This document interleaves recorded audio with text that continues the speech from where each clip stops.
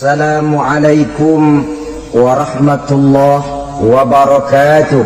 Waalaikumsalam warahmatullahi wabarakatuh. Alhamdulillah wassalatu wassalamu ala sayyidina Rasulillah sayyidina wa maulana Muhammad ibn Abdullah wa ala alihi wa sahbihi wa mawalah. La haula wa la quwwata illa billah, amma ba'du. Bapak-bapak, ibu-ibu, saudara-saudara kaum muslimin rahimakumullah. Hukum diatur menurut selera orang yang sedang berkuasa, maka yang benar bisa jadi salah, yang salah bisa jadi benar. Kalau untuk rakyat, hukum itu tajam bukan main, cepat sekali dilaksanakan. Tapi giliran menengah ke atas yang gedean dikit berbuat salah, hukum tompul. Tapi ada orang-orang tertentu yang agunannya palsu, jaminannya palsu, bawa kata belece, bukan cuma miliaran, triliunan kredit bisa keluar. Terluka rasa keadilan, hilangnya kesempatan. Rakyat cuma dapat kesempitan, jarang dapat kesempatan.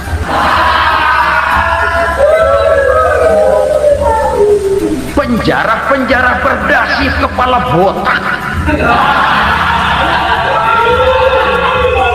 yang menguras uang rakyat habis-habisan, enak saja melenggang dalam kehidupan ini. Makin terluka rasa keadilan rakyat. Wa ma hakamu bighairi ma anzalallah illa fasyafihimul faqru. Kalau hukum yang diterapkan sudah menyimpang dari keadilan yang diajarkan Allah, bertebaranlah kemiskinan di mana-mana. Assalamualaikum warahmatullahi wabarakatuh.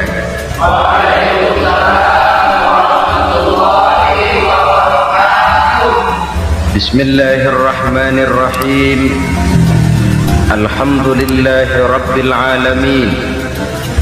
Wassalatu wassalamu ala asyrafil anbiya'i wal mursalin Sayyidina wa maulana Muhammadin wa ala alihi wa sahbihi ajma'in, amma ba'du. Saudara-saudara kaum muslimin rahimakumullah, sebagai bangsa kita tengah menghadapi berbagai bencana, baik di bidang ekonomi maupun di bidang politik. Adalah potret kehidupan sehari-hari. Kita menyaksikan peristiwa-peristiwa yang memilukan dan memalukan.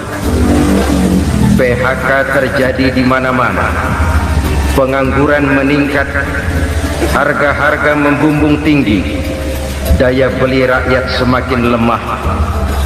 Sementara di bidang politik, kejadian-kejadian memberikan indikasi bahwa persatuan dan kesatuan kita sebagai bangsa dewasa ini tengah berada dalam ujian yang berat.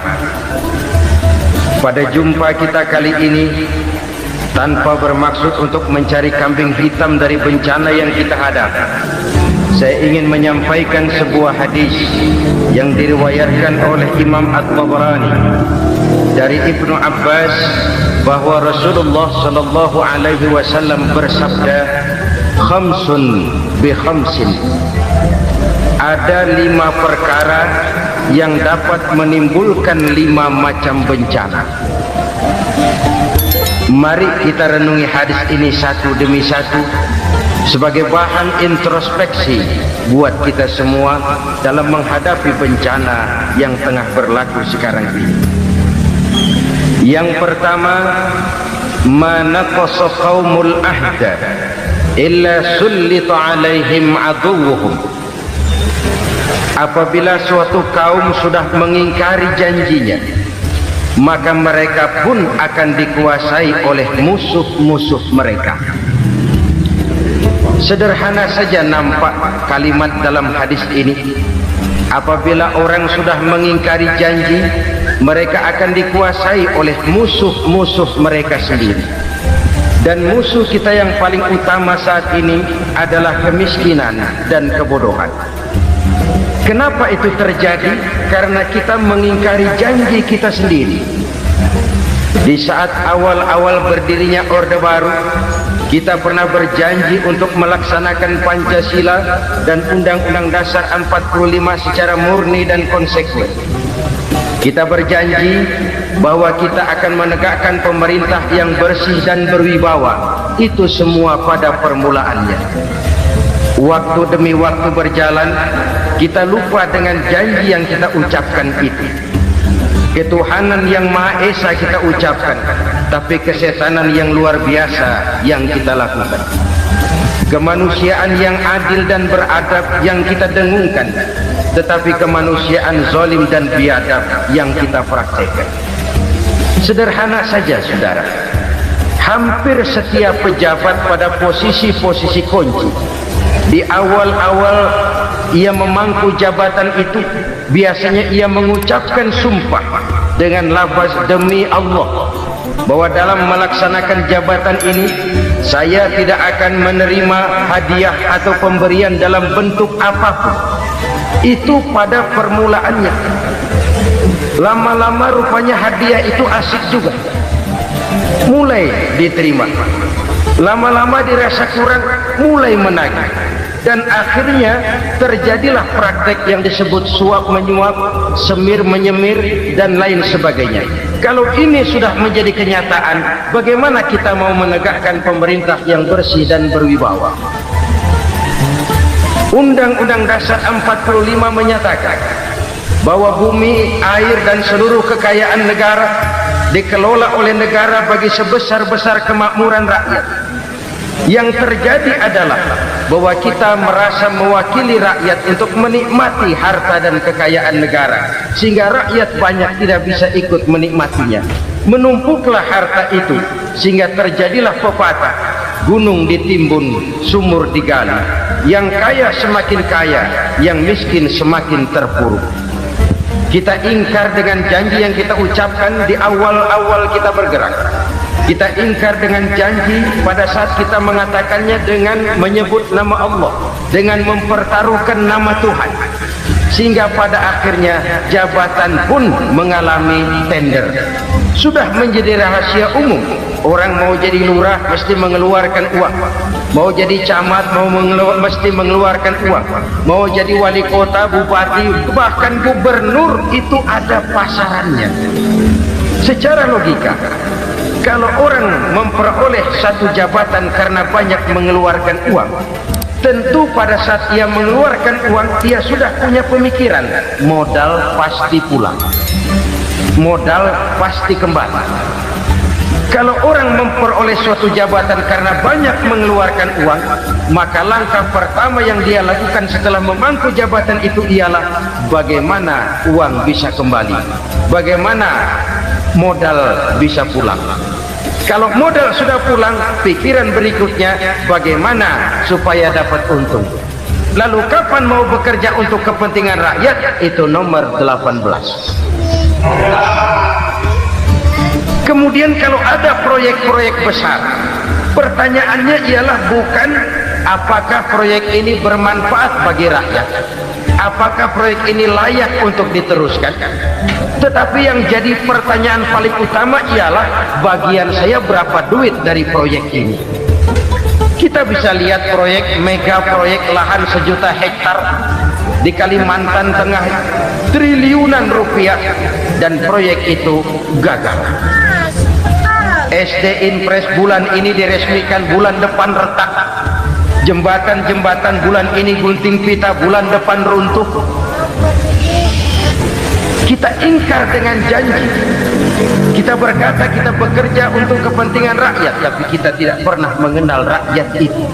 Apabila suatu kaum sudah mulai mengingkari janji, maka mereka akan dikuasai oleh musuh-musuh mereka.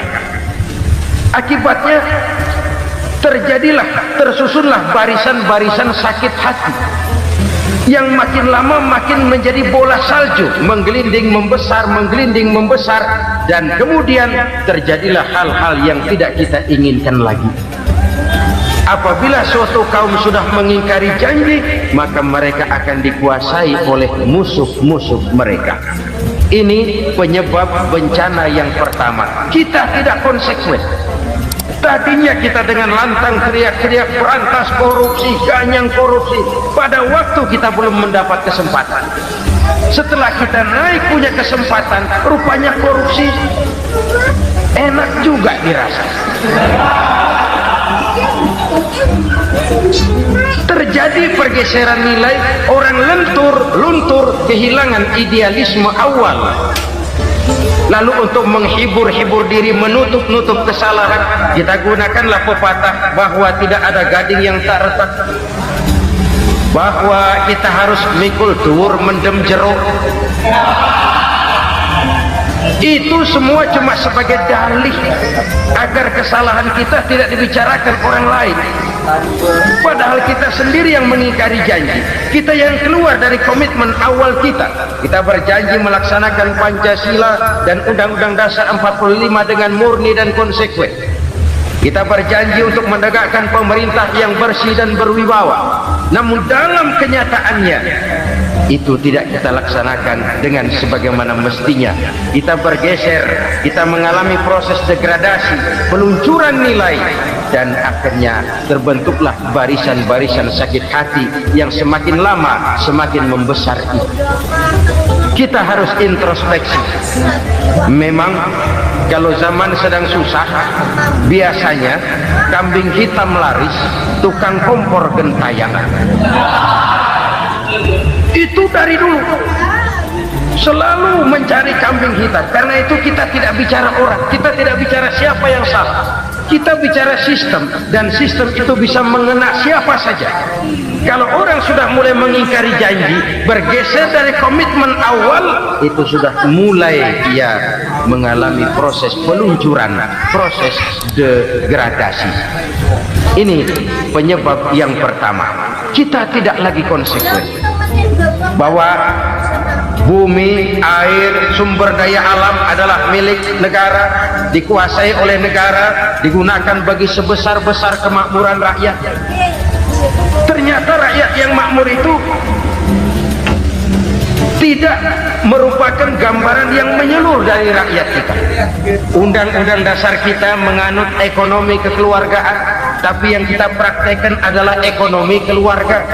Kalau bukan keluarga nggak dapat proyek, kalau bukan keluarga nggak dapat macam-macam. Kekeluargaan kita rubah menjadi keluarga, timbullah penyakit nepotisme. Kita bergeser, kita ingkari janji, dan kita anggap kita atasnamakan rakyat. Rakyat cuma sekedar jadi adres, rakyat cuma sekedar jadi alamat, tetapi kehidupan mereka tidak banyak berubah dan tidak banyak terangkat. Kaum muslimin rahimakumullah, ini penyakit yang pertama, penyebab bencana yang pertama. Yang kedua kata Nabi, wa ma hakamu bi ghairi ma anzalallah. Apabila hukum yang diterapkan sudah tidak lagi bersumber dari hukum Allah, illa fasya fihimul faqr, maka akan bertebaranlah kemiskinan di mana-mana. Ini artinya apa? Apabila hukum tinggal sebuah stempel, apabila hukum sudah diatur menurut kepentingan, apabila hukum sudah tidak lagi ditegakkan secara adil, maka kemiskinan merambah di mana-mana. Hukum diatur menurut selera orang yang sedang berkuasa, maka yang benar bisa jadi salah, yang salah bisa jadi benar. Hukum dalam kenyataan hidup berlaku seperti pisau. Pisau itu kan saudara lihat, yang namanya pisau dimanapun itu tajamnya ke bawah, ke atas tumpul. Kalau hukum itu, kalau untuk rakyat, hukum itu tajam bukan main, cepat sekali dilaksanakan. Tapi giliran menengah ke atas, yang gedean dikit berbuat salah, hukum tumpul. Hukum pura-pura tidak dengar, akibatnya terluka rasa keadilan rakyat. Satu kasus rakyat diam, dua kasus rakyat diam, tiga kasus rakyat diam, kasus terakumulasi di hati rakyat, luka rasa keadilan, dan itu menjadi sumber bencana. Penjarahan kita tidak setuju itu. Tapi kita harus melihat kausalnya. Itu kan tidak berdiri sendiri. Itu kan karena terlukanya rasa keadilan rakyat. Melihat kesempatan ini tidak merata. Rakyat ini yang ngajukan kredit ke bank, walaupun jumlahnya cuma jutaan, ratusan ribu, susahnya 17 setan. Tapi ada orang-orang tertentu yang agunannya palsu, jaminannya palsu, bawa kata belece, bukan cuma miliaran, triliunan kredit bisa keluar. Terluka rasa keadilan, hilangnya kesempatan. Rakyat cuma dapat kesempitan, jarang dapat kesempatan. Dari lukanya rasa keadilan ini, memang ya entah lipstick, entah basa-basi, dibentuklah tim ini, dibentuklah badan pengawas ini, dibentuklah tim ini. Kalau membentur tahu, hancur tahu. Tapi kalau tim yang dibentuk membentur karang, bukan karangnya yang hancur biasanya, timnya yang bubar.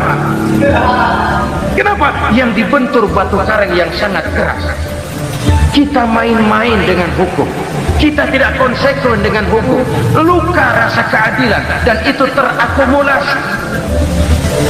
Edi Tamsil, rakyat tahu, terakumulasi, menguap begitu saja. Kasus-kasus lain rakyat tahu, menguap begitu saja. Ketidakadilan terakumulasi, mengendap di hati rakyat, menunggu ledakan. Pada saat sungguh meledak, rakyat tidak bisa dibendung lagi. Oke, kita tidak setuju dengan penjarahan, tapi jangan melihat itu sebagai peristiwa yang berdiri sendiri. Kenapa itu terjadi? Kausalnya kenapa? Oke, kita tidak setuju memang, tapi yang dijarah oleh rakyat kan memang cuma untuk perut. Yang dijarahkan beras, yang dijarahkan televisi, yang dijarahkan kulkas yang masih bisa dihitung, yang memang real untuk kebutuhan rakyat. Penjara berdasi kepala botak yang menguras uang rakyat habis-habisan, enak saja melenggang dalam kehidupan ini. Makin terluka rasa keadilan rakyat. Apabila hukum yang diterapkan sudah menyimpang dari keadilan yang diajarkan Allah, fasyafihimul fakru, bertebaranlah kemiskinan. Aneh, memalukan, memilukan. Sebuah negara agraris yang katanya pulaunya hijau royo-royo, Gemari Palau Jenawi Toto Tentem Kertora Harjo, yang tahun 93 pernah mendapat penghargaan dari FAO, Badan Pangan Sedunia, sebagai negara yang berhasil dalam swasembada pangan. Sekarang ini kita terpaksa betul beli beras dari Vietnam, beli beras ke Kamboja, beli kedelai dari Kamboja. Kenapa? Lahan sawah kita habis ditanami pabrik. Teknologi kita, teknologi loncatan yang non-applied, tidak terpakai oleh kita. Lantas lahan yang tidak bisa kita tanami, kita paksakan lahan-lahan gambut menjadi tanah pertanian yang subur dengan biaya triliunan, dan kita gagal. Kita cari jarum dan kapak hilang. Kita mau jadi negara industri dengan loncatan teknologi yang maju, kita lupakan pola pijak kita sebagai negara agraris, dan akhirnya kita kecolongan. Lihatlah dewasa ini, rakyat kita antri sembako di mana-mana. Di sebuah negara agraris, ketidakadilan melahirkan kemiskinan, kemiskinan moral dan kemiskinan material. Kemiskinan moral, rakyat nggak percaya lagi sama pejabat. Rakyat mengalami krisis figur.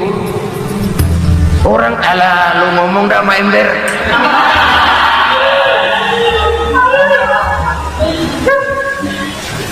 Penataran yang menghabiskan biaya miliaran itu melahirkan pejabat-pejabat korup. Pengawasan yang menghabiskan biaya miliaran itu ternyata impoten, mandul. Kemiskinan moral. Jujur saya berkata, saudara-saudara, setelah pintu reformasi dibuka, itu yang masuk memang macam-macam. Ada yang memang punya tujuan murni, konsekuen dan punya konsep. Ada yang nunggu di tikungan, begitu mobil lewat nyamber pintu, berangkat ikut reformasi. Ada yang memanfaatkan momentum mumpung untuk nyampein unek-unek, ngerti nggak, pokoknya ngomong, sehingga keadaan semakin rancu, kebingungan semakin menjadi-jadi, masalah yang paling urgen tidak terselesaikan. Sekarang ini orang berpikir mendingan jadi pala ular daripada jadi buntut macan. Buntut macan memang hebat macan, tapi kalau buntutnya cuma ugel-ugel di belakang buat apa? Mendingan jadi pala ular kecil juga nyaplok. Artinya ya biar kecil juga kalau punya partai kan gagah. Lalu rame-rame bikin partai kayak bikin arisan. Orang makin mengalami dislokasi. Semua mau jadi pahlawan, semua mau nomor satu, semua ngomong. Iya kalau bidangnya, kalau bukan makin rancu. Marilah lewat kesempatan ini saya mengajak kita untuk tahu diri. Biarkan politisi ngomong politik, biarkan ekonom menata ekonomi, biarkan praktisi bicara soal hukum, biarkan rakyat munajat, istighfar, mohon pertolongan Allah. Tahu diri kita. Kalau memang ayam, kukuruyuk aja dah. Kalau memang kucing, ayo ngeong. Kalau kambing, silahkan ngembe. Udah tahu ayam, ngeong bunyinya. Suaranya palas, orang nggak ngerti, bingung, makin menjadi-jadi. Ibarat kesebelasan sepak bola bangsa kita sekarang ini, rame-rame mau bikin gol, kiper ikut nyerang sekarang. Memilukan dan bahkan memalukan. Wa ma hakamu bighairi ma anzalallah illa fasafihimul fakru. Kalau hukum yang diterapkan sudah menyimpang dari keadilan yang diajarkan Allah, bertebaranlah kemiskinan di mana-mana. Coba sekarang ini yang punya duit bingung, apalagi yang kagak punya duit. Yang pengusaha gede ngeluh, apalagi yang pengusaha pas-pasan. Yang kagak punya beras, yang punya beras saja masih bingung, apalagi yang nggak punya beras. Ini sudah demikian merata. Dulu kita kagum mendengar konglomerat kelas wadah, kelas-kelas yang seakan-akan cuma ada dalam khayalan mereka, punya kekayaan miliaran dolar, triliunan. Sudahlah, seolah-olah nggak terjangkau sama kita. Weh, ternyata yang gede-gede itu juga gede utangnya.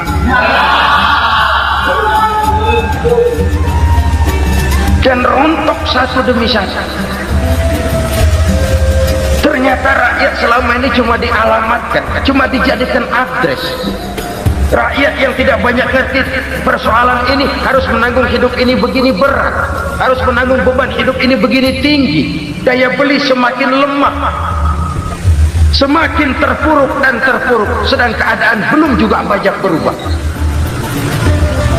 Yang hutang sama luar negeri itu kan bukan rakyat kecil, Ciano. Yang banyak nyimpen dolar juga kan Ciano. Rakyat kecil bocah kampung mah jangankan nyimpen dolar, ngelihat juga tumben. Kemana kita mesti bercermin? Sekali lagi saya mengatakan maaf, kita tidak bermaksud mencari kambing hitam. Karena itu kita tidak bicara orang, kita bicara sistem, kita bicara keadaan. Beginilah yang dikatakan Nabi, penyebab timbulnya bencana. Hukum yang ditegakkan tidak lagi berorientasi kepada keadilan, tapi berorientasi kepada kepentingan. Dingin. Akhirnya bentuk hukum seperti pisau, tajam ke bawah, tumpul ke atas. Hukum cuma buat rakyat kecil, tetapi kelompok menengah ke atas kadang-kadang kebal dari perlakuan hukum.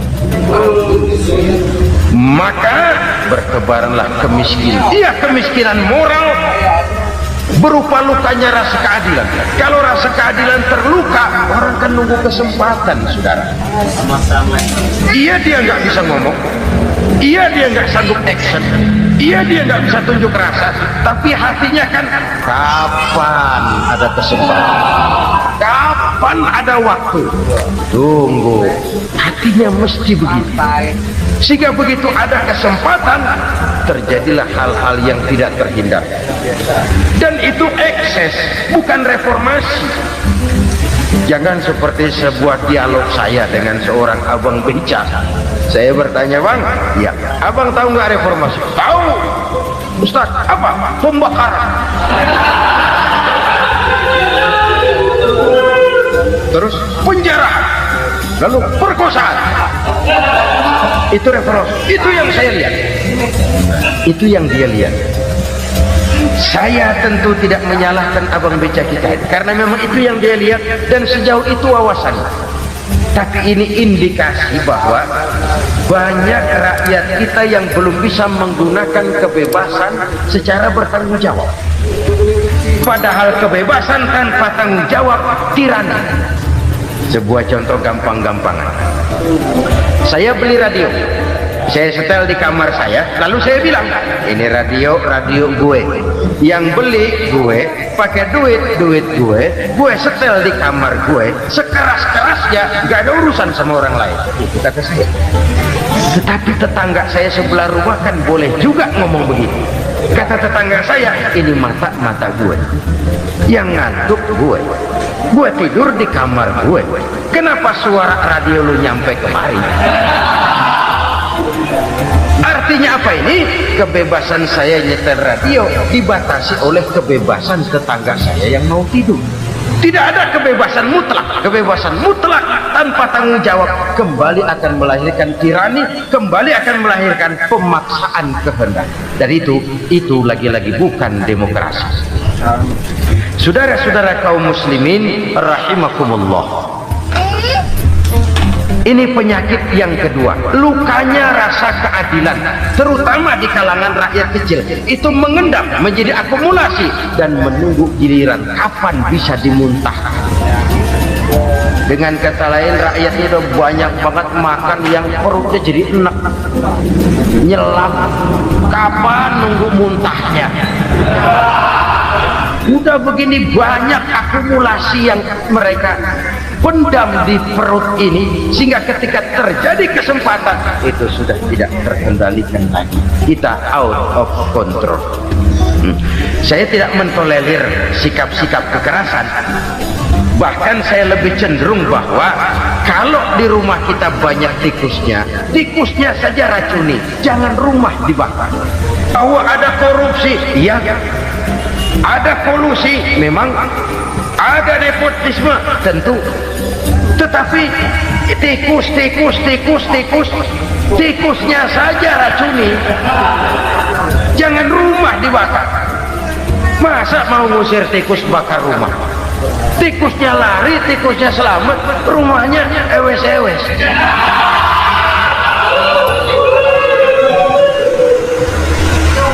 Tikus selamat, rumah nggak punya, masalah nggak terselesaikan dengan sebagaimana yang kita harapkan.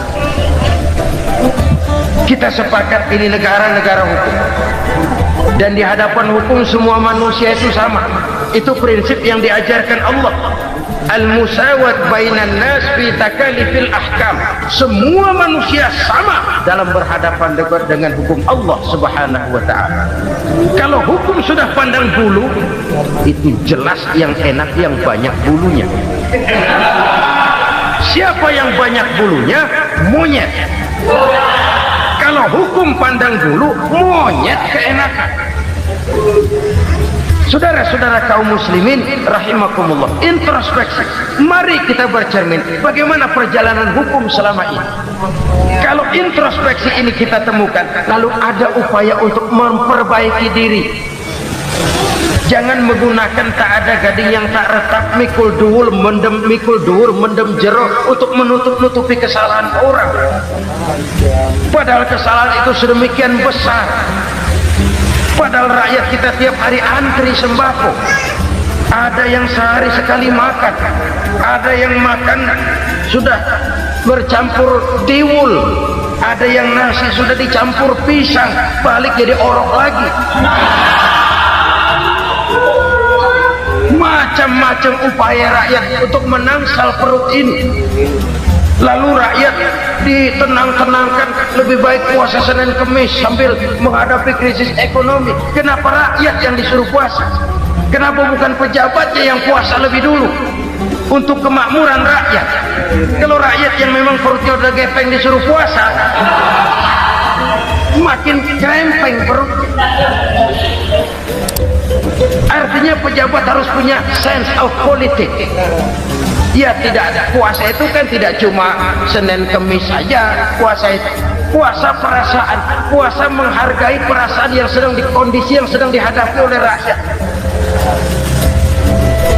Bagaimana rakyat yang tengah antri sembako melihat pejabatnya lewat dengan mobil yang harganya sampai 1 miliar. Oh, inilah pemimpin saya. Luka lagi rasa keadilannya. Kita tidak tenggang rasa. Puasa dalam artian itu pun akan menolong menegakkan semangat kebersamaan, membentuk semangat kebersamaan. Saudara-saudara kaum muslimin rahimakumullah, penyebab bencana yang ketiga dikatakan oleh baginda Nabi, wala dhaharat fihimul fahishatu illa fasha fihimul maut. Apabila kekejian telah merajalela, maka maut bertebaran di mana-mana. Kita renungi butir kalimat dalam hadis ini. Apabila kekejian telah merajalela, maut bertebaran di mana-mana. Begitu murah arti sebuah kehidupan.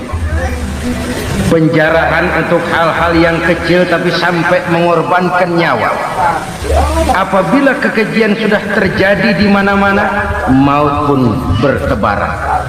Maut dalam arti berpisah ruh dengan jasad, tapi juga maut dalam arti orang bisa mati karirnya, orang bisa mati usahanya, orang bisa mati kesempatannya karena perbuatan-perbuatan keji yang selama ini tidak terbendung. Lahirlah teori mafia. Siapa yang kuat dia yang berkuasa, siapa yang lemah dia menjadi mangsa. Proyek-proyek besar yang menang tender itu ya dari itu ke itu saja. Yang pengusaha-pengusaha tidak punya koneksi, tidak bisa bayar komisi, dapat proyek tetelan. Ada dagingnya dikit, namanya juga tetelan. Dagingnya sudah habis disantap oleh meja. Sekian puluh meja dilalui, sekian puluh amplop dikeluarkan. Sehingga yang akhirnya ya tinggal tetelan itu tadi. Maka kualitas pekerjaan pun sudah bukan lagi jadi masalah. Demikianlah mafia-mafia ini bermunculan di mana-mana. Di pengadilan terkenal mafia pengadilan. Hukum bisa dibeli, hukum bisa dipesan menurut kebutuhan sponsor. Mafia peradilan, mafia politik, mafia ekonomi, bahkan mafia agama yang menggunakan agama sebagai kedok, menggunakan agama sebagai dalih, menggunakan agama sebagai topeng untuk melancarkan maksud-maksud politiknya pun tidak tertutup kemungkinan. Apabila kekejian telah merajalela, maut bertebaran di mana-mana. Korupsi, kolusi, nepotisme itu bagian dari kekejian. Kita selama ini kalau mendengar maksiat, itu yang terbayang cuma judi, mabuk, zina, ya itu maksiat. Tapi korupsi, kolusi, nepotisme itu juga maksiat dalam bentuk lain. Kalau ini sudah bertebaran, maka maut terjadi di mana-mana. Jangan bayangkan cuma mati orangnya, itu sih kewajiban. Yang menyakitkan itu orangnya masih hidup tapi dibikin mati, karirnya mati. Kenapa? Karena yang diperlukan bukan cuma orang pinter tapi orang taat. Biar pinter, kalau nggak taat minggir. Biar bodoh kalau taat bisa nyenangin atasan, bisa nyemur.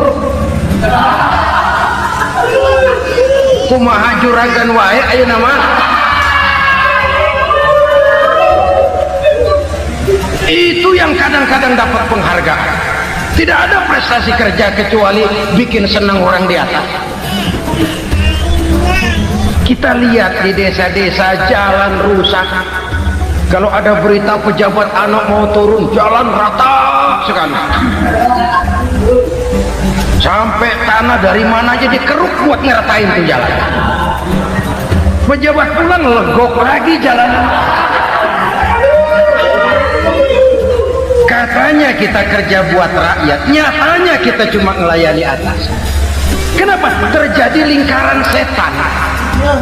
Seperti kata lagu Dul Sumbang itu, mahasiswa takut sama dosen, dosen takut sama dekan, dekan takut sama rektor, rektor takut sama menteri, menteri takut sama presiden, presiden takut sama mahasiswa. Lah muter balik lagi, lingkaran setan, lingkaran setan. Saudara-saudara kaum muslimin rahimakumullah, kekejian yang merajalela, praktek-praktek mafia yang tertuang dalam kehidupan sehari-hari menyebabkan orang mati karirnya, jasad masih hidup, karir mati, itu menyakitkan. Mati bisnisnya. Rakyat kecil pernah senang ketika cengkeh booming, harganya bagus, rakyat banyak yang pergi haji. Lalu mau ditata, lahir tata niaga cengkeh, malah amburadul. Harga cengkeh jatuh, petani cengkeh kecil menjerit. Siapa yang untung? Segelintir orang. Masihkah kita pakai atas nama rakyat untuk kepentingan nasional? Padahal yang nyanyi cuma segelintir orang. Masihkah kita mau bohongi rakyat ini dengan mobil nasional tapi bikinan Korea? Masihkah kita mau bermain verbalisme, bermain kata? Ini sebuah masa lalu yang tidak perlu terulang lagi untuk masa-masa yang akan datang. Kekejian merajalela, orang mati karir, bisa mati usaha, mati bisnis. Usahanya maju, dirangkul, hancur. Usahanya maju, dipukul, hancur, tenggelam. Bahkan yang memilukan dan memalukan badan-badan usaha milik negara itu dikebiri sedemikian rupa sehingga tidak menghasilkan hal-hal yang bermanfaat buat negara. Saudara-saudara kaum muslimin rahimakumullah, kalau nafsu yang sudah mengatur itu semua, maka kekejian pun merajalela. Orang sudah pakai teori mafia, yang kuat dia yang menang, yang kuat dia yang berkuasa, yang lemah silakan minggir di sudut-sudut kehidupan. Kalau kekejian seperti ini merajalela, maut bertebaran di mana-mana. Innalillahi wa inna ilaihi raji'un. Kita lihat sajalah para petinggi kita sekarang bagaimana menyikapi hukum. Sebab saya dengar ada bargaining, orang takut teriak maling sapi karena DE maling wedus.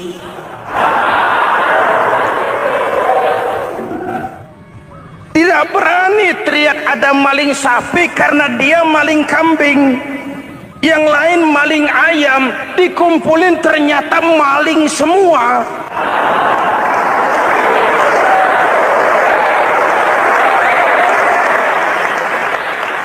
Muhammadin wa ala alihi wa sahbihi ajma'in, amma ba'du.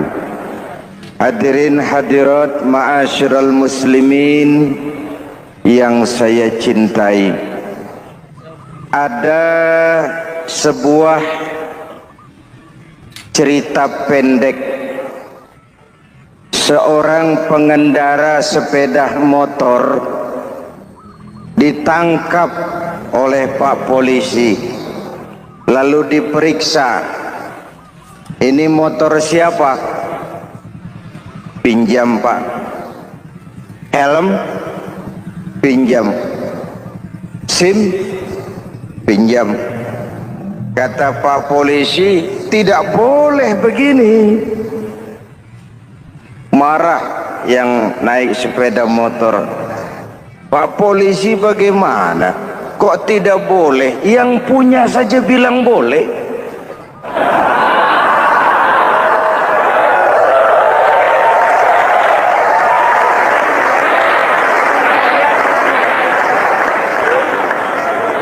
Cerita ini memberikan gambaran bagaimana masyarakat kita sekarang cenderung memboleh-bolehkan diri sendiri, melahirkan permissive society.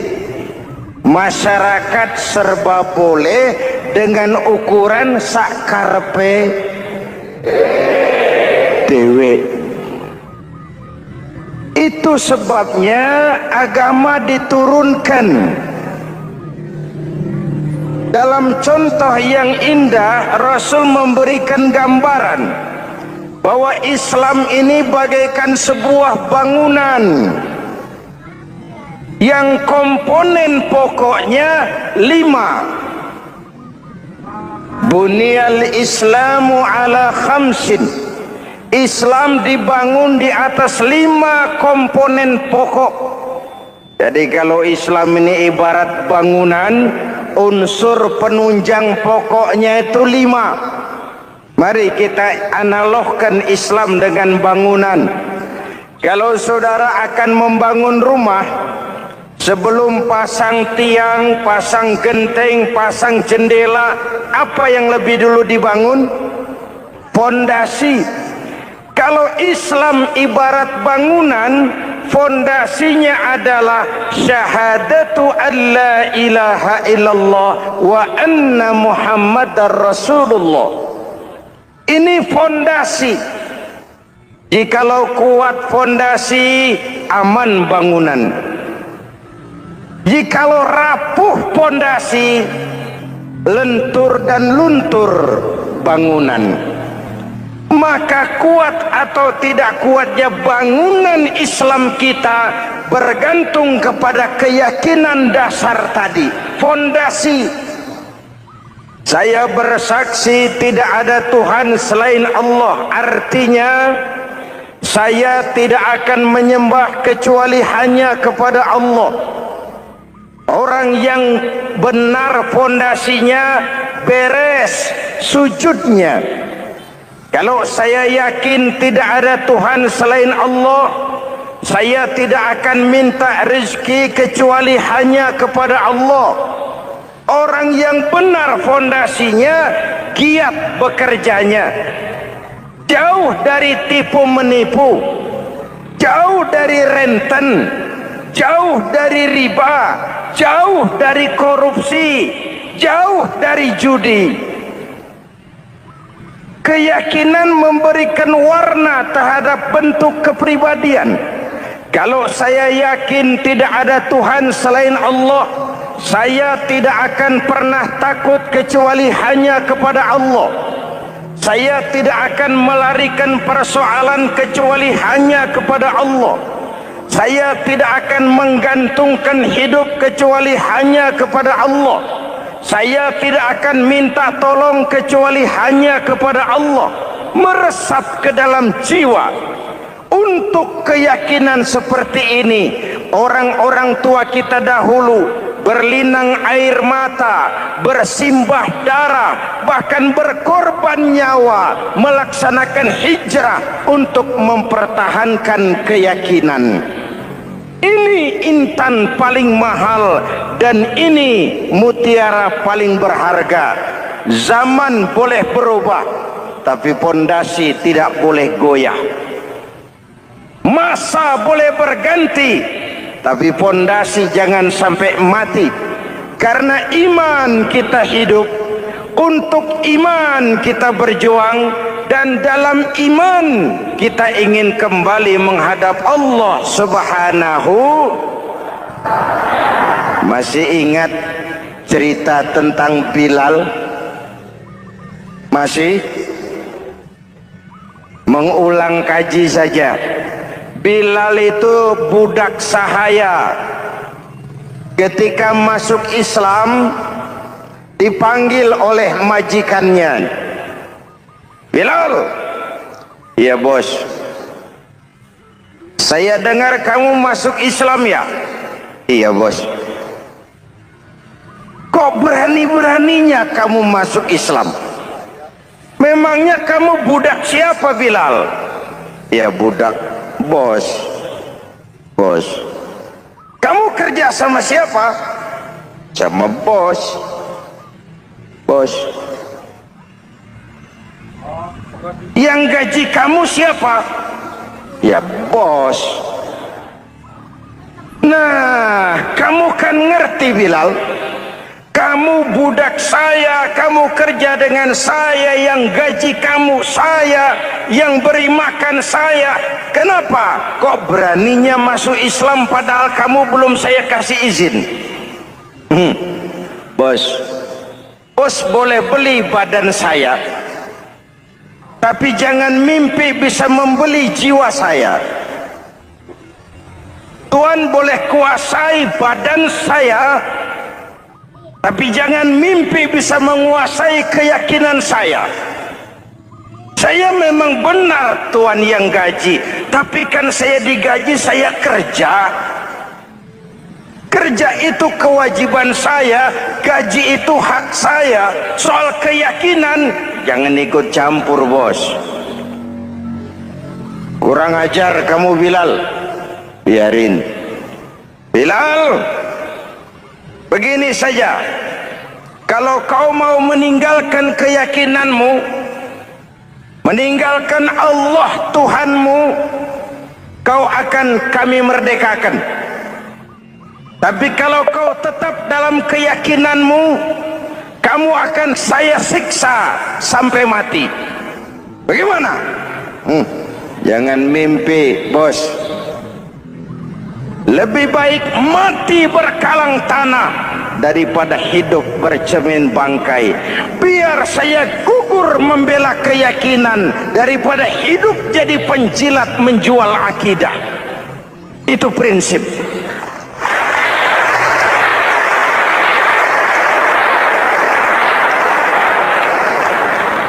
Gendeng kamu.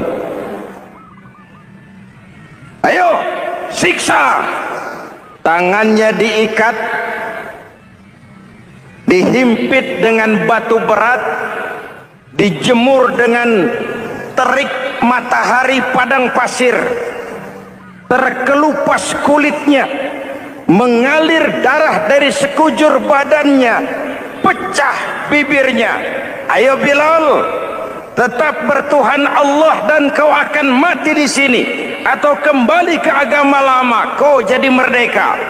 Dari bibir yang pecah itu cuma keluar Allahu Ahad. Bilal budak badannya, merdeka jiwanya, maka namanya ditulis dengan tinta emas dalam sejarah. Kita zaman sekarang merdeka badan kita, tapi sering budak mental dan jiwa kita, maka sejarah tidak pernah mau mencatat kita.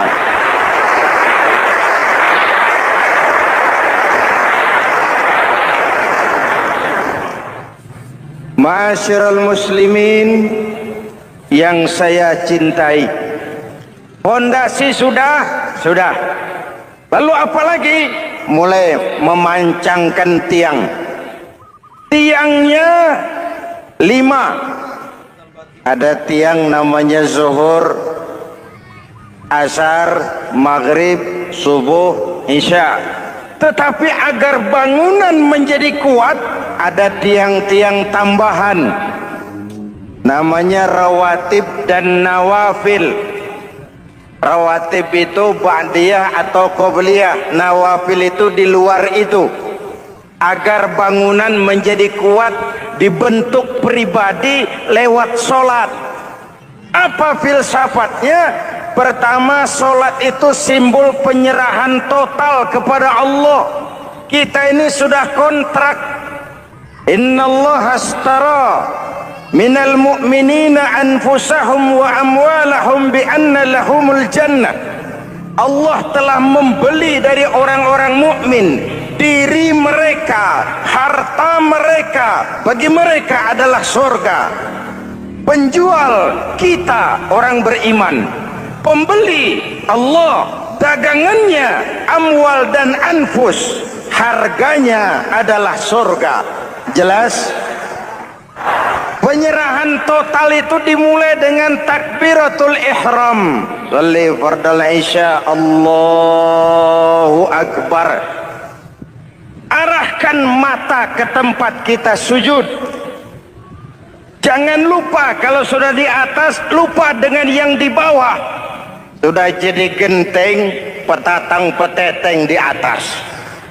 Lalu bilang, merasa capek sendiri, kata genteng kepada tiang, tiang kamu si enak, kata genteng, saya setengah mati di atas, kehujanan, kepanasan, kadang-kadang anak-anak nakal saya disambitin. Kata tiang, saudara genteng, ngomong jangan sembarangan ya. Kamu kira kamu bisa nongkrong dan nangkring di atas itu gara-gara siapa genteng? Kan saya yang sokong dari bawah. Kamu jadi pejabat tinggi, jadi anggota ini, anggota itu. Kami rakyat yang angkat. Jangan sudah di atas kami ditekan.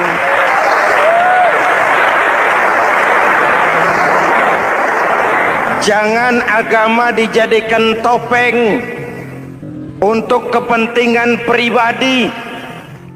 Berpolitik untuk kepentingan agama, ayo. Tapi menjual agama untuk kepentingan politik, itu yang merusak agama.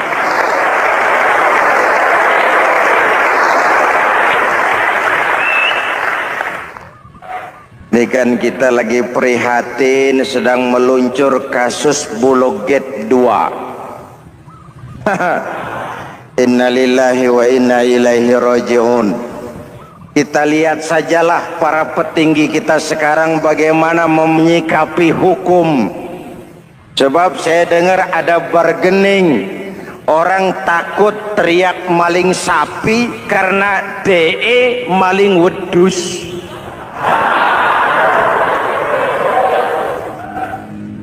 Tidak berani teriak ada maling sapi karena dia maling kambing. Yang lain maling ayam, dikumpulin ternyata maling semua.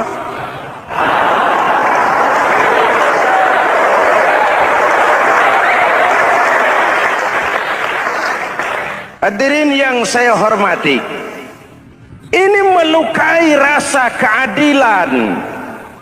Oleh karena itu sholat mengajarkan kepada kita, dalam posisi berdiri lihat tempat sujudmu, jangan menteleng terus ke atas lalu lupa dari mana kita berangkat. Itulah maknanya tawadhu, rendah hati, tidak melonjak angku dan sombong.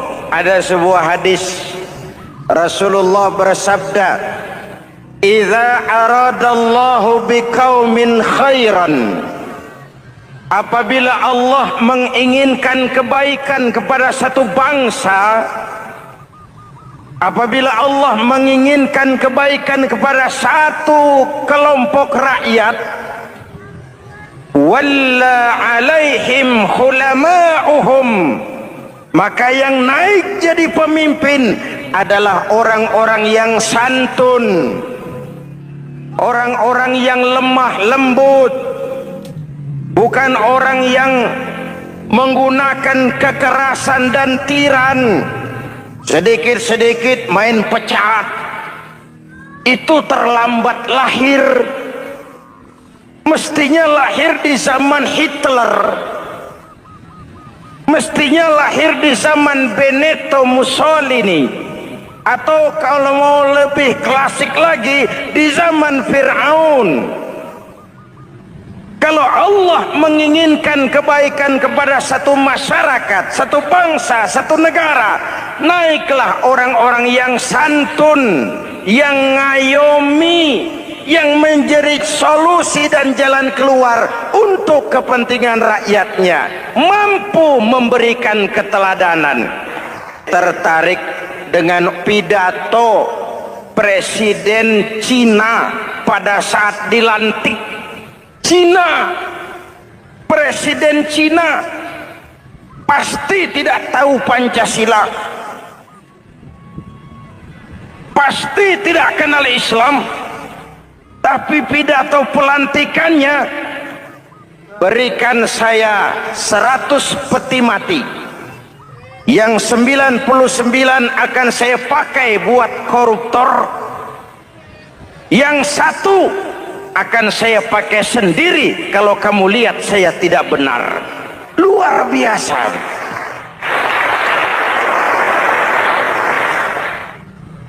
Yang diperlukan sekarang ini keteladanan. Hulama'uhum, sikap ngayomi, mencari jalan keluar, bukan memamerkan kekuasaan, memamerkan kekuatan, arogansi, menghormati perbedaan. Itu ciri demokrasi. Lalu wa qada bainahum ulama'uhum, yang memutuskan hukum adalah pakarnya, ulamanya, mengambil keputusan secara profesional sehingga rakyat beroleh apa yang namanya kepastian hukum, merasa hidup terlindungi, aman dan nyaman. Lalu yang ketiga, wa ja'alal mala fi askhiyaihim, peredaran harta, pergerakan ekonomi berada di tangan orang-orang yang pemurah, yang tidak mau kaya sendiri, tidak mau senyum di atas penderitaan orang lain, menari di atas bangkai saudaranya. Hadirin yang saya hormati, ini cirinya. Tapi sebaliknya kata Nabi, wa idza aradallahu biqaumin syarran, apabila Allah menghendaki kejelekan, keburukan bagi satu bangsa, walla alaihim sufahauhum, yang naik jadi pemimpin orang-orang durjana, orang-orang kurang ajar, tapi dipoles dengan topeng yang bagus.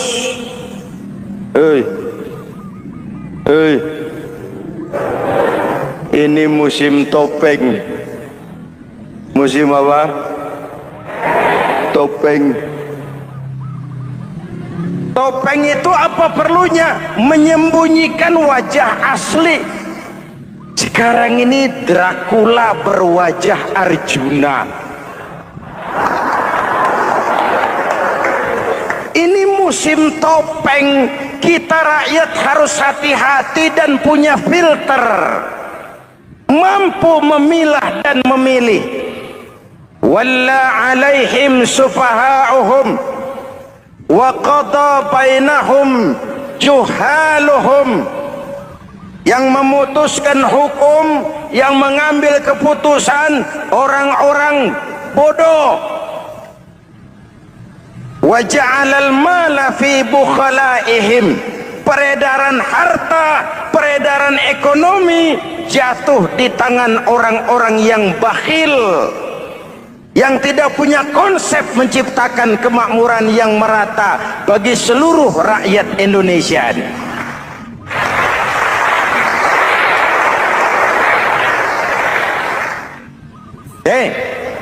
Kita kembali kepada tiang. Ini kan lagi cerita tiang tadi ya. Kalau sedang berdiri, lihat tempat sujud, jangan menteleng terus ke atas. Terserang penyakit tamak, bin Rakus alias Rakah. Nah, selesai. Anggota badan yang paling terhormat ini kepala. Ketika sujud sama rendahnya dengan telapak kaki. Allahu Akbar, yang besar cuma Allah. Apa bedanya saya dengan saudara? Tidak ada, kecuali saya ngomong saudara dengerin. Kita sama-sama beribadah, sama-sama mencari nilai tambah di hadapan Allah.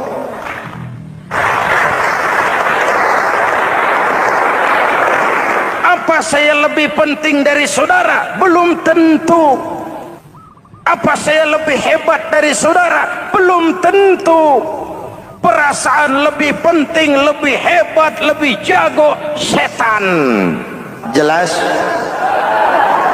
Ayo tundukkan kepala. Dia sama rendahnya dengan telapak kaki kita. Yang besar cuma Allah. Allahu Akbar. Lalu diakhiri dengan menebarkan salam. Assalamualaikum warahmatullah. Assalamualaikum warahmatullah. Menebarkan salam, mewujudkan rasa aman, damai, bukan menimbulkan keresahan. Hadirin yang saya hormati, ini karakteristik kita.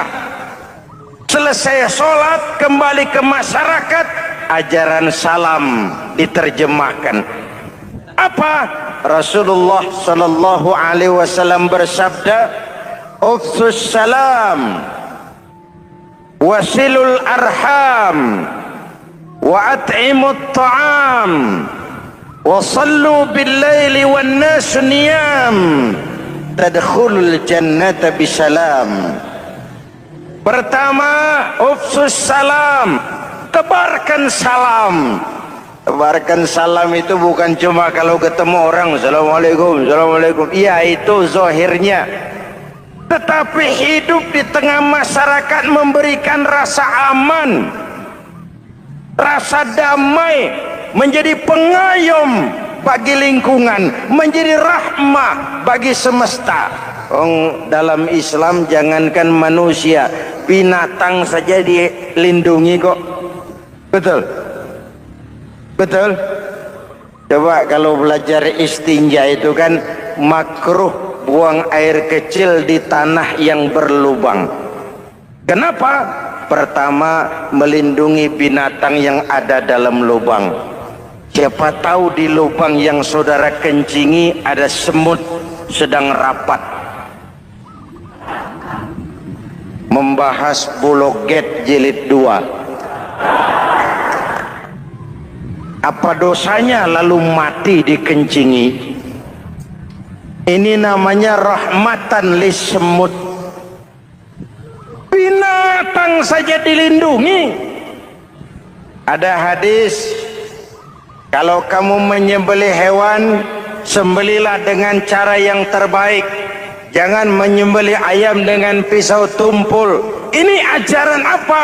Ajaran tentang peri kebinatangan. Rahmatan, memberikan rahmah, salam, keselamatan dan kedamaian kepada masyarakat lingkungan. Itu misi seorang muslim.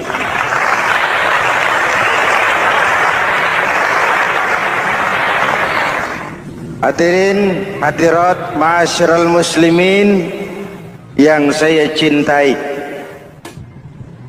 saya kembali kepada pesan Nabi tadi itu. Pertama, ufsus salam, sebarkan salam.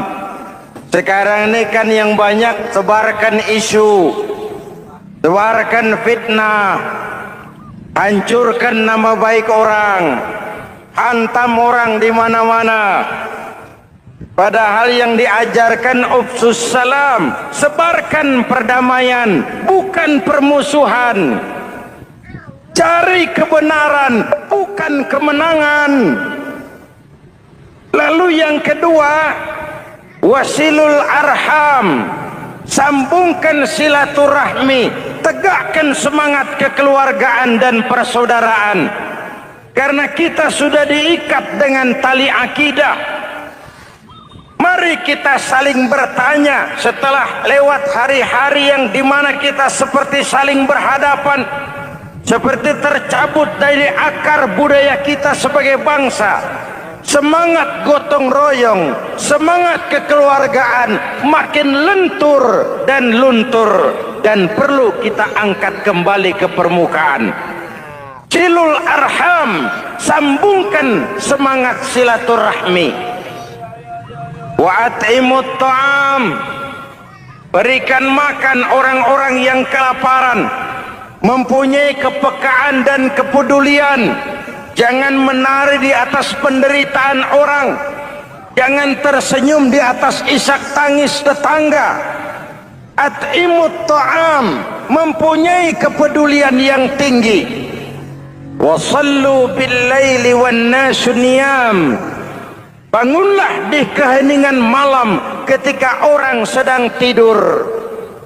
Istilah saya, kalau mau telepon Allah, jangan lupa nomor teleponnya, 44342, jumlahnya 17. Zuhur, asar, maghrib, isya, subuh, 44342. Jangan ragu-ragu, kalau angka cukup telepon sambung, kalau angka kurang hati-hati salah sambung. Pak, mau sambung yang lebih cepat bagaimana? Bisa, selain nomor itu coba pakai sambungan langsung jarak jauh, namanya SLJJ. Kapan? Tengah malam. Kenapa tengah malam? Lebih murah. Lebih murah. Saluran kosong, telepon jarang yang pakai, orang banyak tidur. Wa minal laili fatahajjad bihi nafilatan lak asa ayyab'athaka rabbuka maqaman mahmuda. Nun, di keheningan malam bangun. Seperti bapak-bapak, ibu sering bangun tengah malam ya Bu? Ya. Ngapain? Kalau bangun tengah malamnya sih saya percaya, cuma urusannya apa? Kira bangun tengah malam mau tahajud, malaikat sudah mau nulis, cuma buang air kecil, tidur lagi. Hampir salah tulis saya.